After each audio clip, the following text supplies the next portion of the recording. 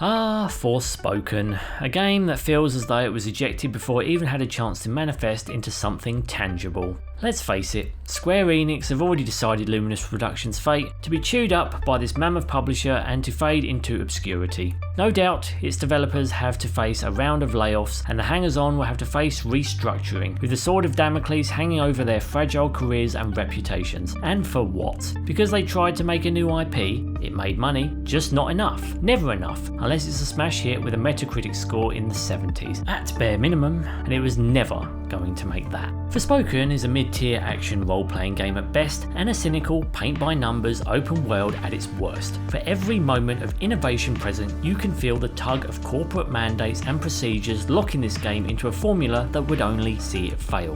Why is Forspoken open world? Why do I have to grind materials for every cloak? Why should I care about this character?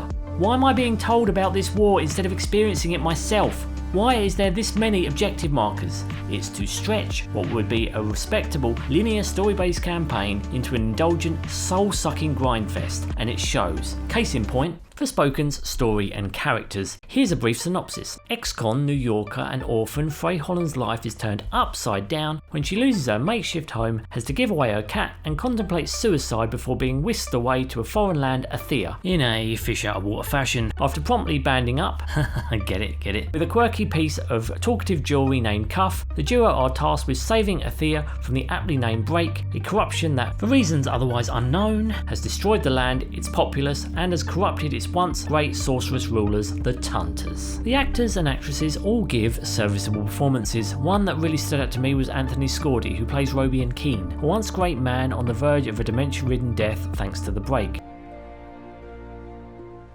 I get inside and sometimes I can't, but I try.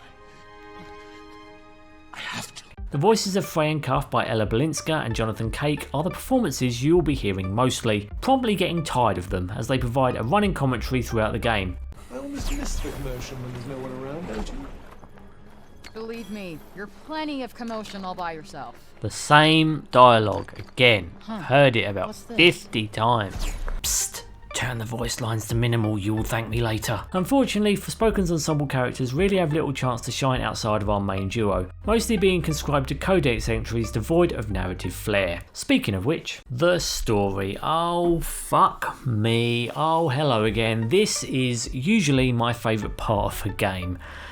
Not so much here. The best I can say is it's intriguing, but that's all it is. Forspoken seems dead set on telling you about this world, what happened before you arrived, and why Frey was sent away, in the latter portion, but it has no interest in showing you, and I mean none of it. And it's the same with its characters. I have even argued that a prequel to this game would have been far more interesting, as it pertains to a great war of the Tantas and a world-ending threat with wizardry, armies, but instead we draw those experiences from a multitude of lore and exposition dumps, leaving us with what Athia has become. And just what has it become? Empty.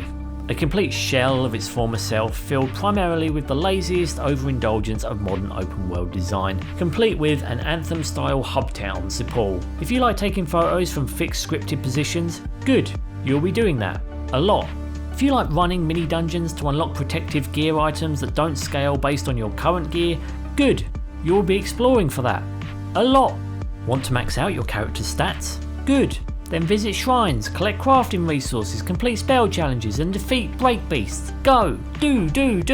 It is painstakingly obvious when something is incomplete on the map, as it is marked pink, making completionists like me painfully aware of all the boring shit we still have to do to finish this barren wasteland. It's just a slog, and a large one at that. I was eager to roll credits 50 hours in, after already trying to clear most of the tiresome open world map. I only continued because I heard Luminous got shuttered and wanted to get the full picture as I could see it. So I knuckled down, cleared every area of chess, both puzzle and standard. I did every detour and met every feat and challenge. I even platinumed it, which I never do. I didn't level up every piece of gear or get the best record in every flashback, and seriously, bollocks to that. Because it's not worth the time investment, and I have other games to play, which is a shame because, well, if there's one thing to praise, it's the gameplay. Oh, back to Happy Closet again. Could it be because this is where Luminous Productions' skill and passion seems to have broken through the tedium? Why, yes, I think it is. Forspoken's combat loop is a bit daunting upon first inspection. Everything is shuffled away behind support and attack menus, with the attack being your meat and potatoes rapid fire charge damage and support being your bespoke spell cast with a cooldown. There are a total of 4 spell sets ranging from Earth to Electricity Illusion, which you get from toppling the game's Tanta antagonists. The spells themselves perform well, providing a good power fantasy, especially charged surge magic, which you can hold to boost its severity, providing you don't get hit with a deadly AoE blast. When you have all 4 power sets, you can easily switch between them on the fly, allowing you a huge range of support and attack spells across elements, meaning you will always have an attack to launch for the next impending threat. As a small note, I found switching between support spells to be frustrating until I changed an option in the menu to auto switch to spells not on cooldown. A good setting if you just want to fire any active support spells available and damn the consequences. As a more minor and more forgetful aside, you can run various other side quests known as detours, which are little more than running from point A to point B, pressing button prompts or a set menu combat challenge of some form or another. That is of course aside from the aforementioned photo and mini dungeons. These are the weaker side of the gameplay loop and leave one questioning what they really add beyond just being something extra to do, no matter how insipid or pointless. What? Get back to the positives, you say? Okay. Forspoken's graphics are great, even on performance mode, which made getting thumbnails a fun, artistic experience. Everything in the game loads in breakneck speed, with the exception of a few cutscenes. Oh, I can't tell you how annoying the Pilo dancing side quest was, just reloading the same annoying button prompt minigame over and over and over and over. Fuck it. This needed a would you like to dance again option. Fuck that reload time. Sorry about that. I stumbled upon a handful of graphical glitches, but at the end stumbled into a larger one where the flashback style mission of the last boss fight kept crashing after I beat it before booting me back to the PS5 menu. A restart solved the issue for me, thankfully. Annoying, but that will probably be fixed with a patch down the line, unless the game didn't want me to stop playing. Nah, it's not self-aware, right? The sound design was passable, with music including the game's main theme, that being Frey's theme.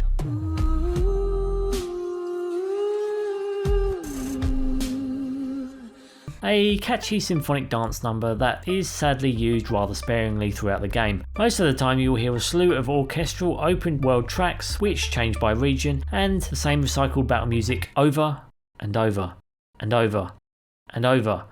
Enough to drive you mad, to the point I muted the TV when I wasn't streaming. That said, the game's various effects and spells finish well, with sound design from idle to intense wind drift, thunderclaps to almighty storms, from water blast to ground shattering awe. Everything about the gameplay lands right, which is why it's such a shame that there really are not many fun places to fully utilise it. By the time you have unlocked everything, the game is ready to end. The only place combat doesn't work is with the repeated ad nauseum combat music track, and that's a casualty of the endless open world aesthetic. So I can't even lay the blame of the music being repetitive, which finally brings me to Forspoken's biggest problem. Oh, game length. Holy shit. Okay.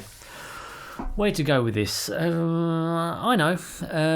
Imagine you have eaten a fried breakfast. You could eat more, but you know deep down a dessert would make you feel crappy for the next hour, as it's just that little bit too much. You're satisfied, but not too satisfied. You need to be able to get to the car with the top button of your jeans done up, and you just know with that dessert there is no way that's happening. So, considering this potential wanton excess, I give you Forspoken's farcical game length, an overindulgence, the very equivalent of eating that dessert and your date's breakfast, leaving her a single breadstick, then turning and eating your friend's breakfast and his date's breakfast. Hell, it could even stretch to you going to the back of the restaurant and snacking on the discarded refuse with the homeless fighting over the cracked shell of an egg that still has some uncooked gook inside.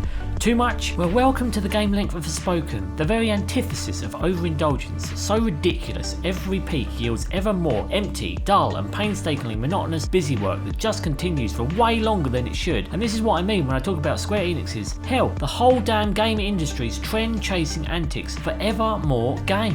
I mean, the idea of the open world is to keep people playing in a game's ecosystem forever. I mean, so they can berate and drip money out of us like hanging cattle. Square Enix, a company that continues to push bad customer practices like NFTs because they believe our hobby should become our job, a job that doesn't actually pay us but requires us to pay them ever more. A company that can't even release a remake to a classic IP without stretching its content far and wide beyond the lengths of the original, and not for its betterment but to milk more and more cash from its audience. This is normal. This is the modern games industry, and game length is absolutely a symptom of a greater disease, company growth and greed, when it should be about creativity and innovation. But I hear you, this is Luminous Productions, right? Not Square Enix. It doesn't matter. This is an industry-wide symptom. That said, Luminous is an offshoot of Square Enix, and open world games are a hot ticket item, even when they offer the player nothing. Not even New Games Plus in this case, which brings me to replayability. Well, upon the game's completion, a few detours do open up that allow you to rerun bosses, and you can always rerun other missions, a la flashbacks, from various points on the map. The truth is, after I cleared Athia, I didn't want to play anymore anyway. I heard DLC may be coming for it, and well, I don't think I'll be coming back for that. This open world pretty much tired me out, and now I feel bloated having eaten a trashy breakfast. So, should you buy? I'd say wait for it to reach a modest price. $34.99 I'd say is about right. British pounds of course. And even then, don't clear the map. It's just not worth it. Unless you can't get enough of that combat, which may be possible, I'm not sure. All I know is by hour 50 I was done. But I ended up clocking in another 40 hours on top of that, just clearing the map. If you just run the campaign, you will do it under a firm 20 hours, and to me, that's the best use of your time. There are lots of games out there, lots of choices, and no one should waste their time on a lengthy open world. No one. My biggest issue is what has happened to Forspoken's Luminous Productions, which I firmly believe did what they believed to be popular, by the wider industry I might add, to integrate an open world despite not having the content to fill it, to drop in dull side content that adds absolutely nothing, to give the illusion of depth, to stretch a contained story to excess and scatter it to fill almost 100 hours of playtime when in fact it was meant to be a moderate 12 to 15 hour experience. And at the tail end of it all, Luminous looks bad, Luminous failed, and now Daddy Square gets to eat its baby Luminous that set it up to fail at the behest of its own self-gratuitous desire to consume beyond excess to the breadth of a chain of restaurants beyond my sick analogy above. Don't just blame Luminous, blame Square Enix, blame the wider industry. I know I do. Anyway, fucking hell, right, well, we're done with this now. First curious review in a while, and, well, it's been real. And please, as usual, if you enjoy my content, please throw a like and subscribe my way, as it does help my content grow and flourish. See you in the next game, which, after all this excess, has made me rageful. God of War, anyone?